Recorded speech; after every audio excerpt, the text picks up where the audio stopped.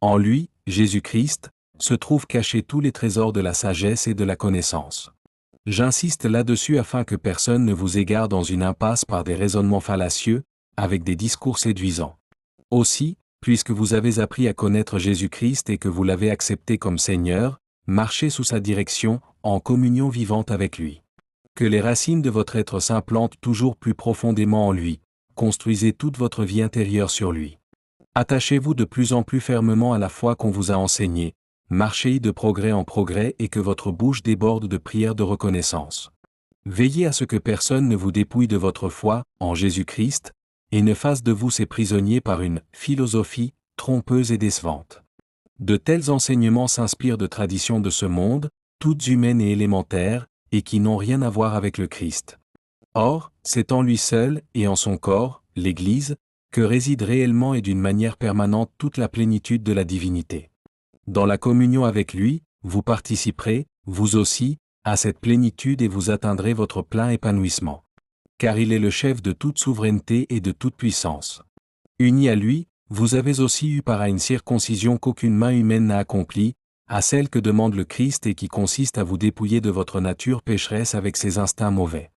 Dans votre baptême, qui est un engagement, vous avez été ensevelis avec le Christ, et, unis à lui, vous êtes vous-même aussi ressuscités avec lui, par la foi dans la puissance de Dieu qui l'a ressuscité des morts.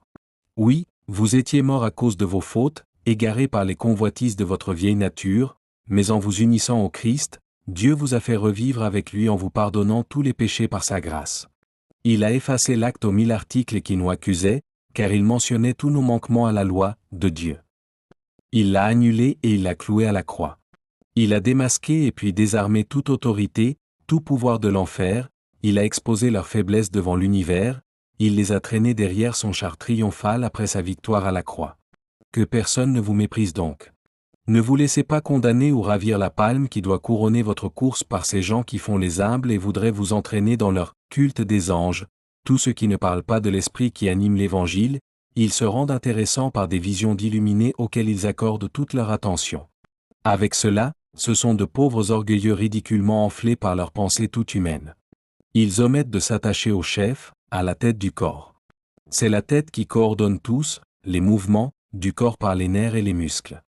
Ainsi, chaque partie reçoit la force nécessaire à sa croissance jusqu'à ce que l'ensemble soit parvenu à la stature fixée par la volonté de Dieu. S'il est vrai que, dans la communion avec le Christ, vous êtes morts pour les puissances spirituelles qui régissent ce monde, et que vous êtes libérés de ces notions religieuses élémentaires, pourquoi continuez-vous à agir comme si votre vie appartenait encore à ce monde? Pourquoi acceptez-vous de vous laisser imposer des règlements, qui n'ont rien de commun avec l'esprit de l'Évangile? Lettre de Paul aux Colossiens, chapitre 2, versets 3 et 4, 6 à 15 et 18 à 20.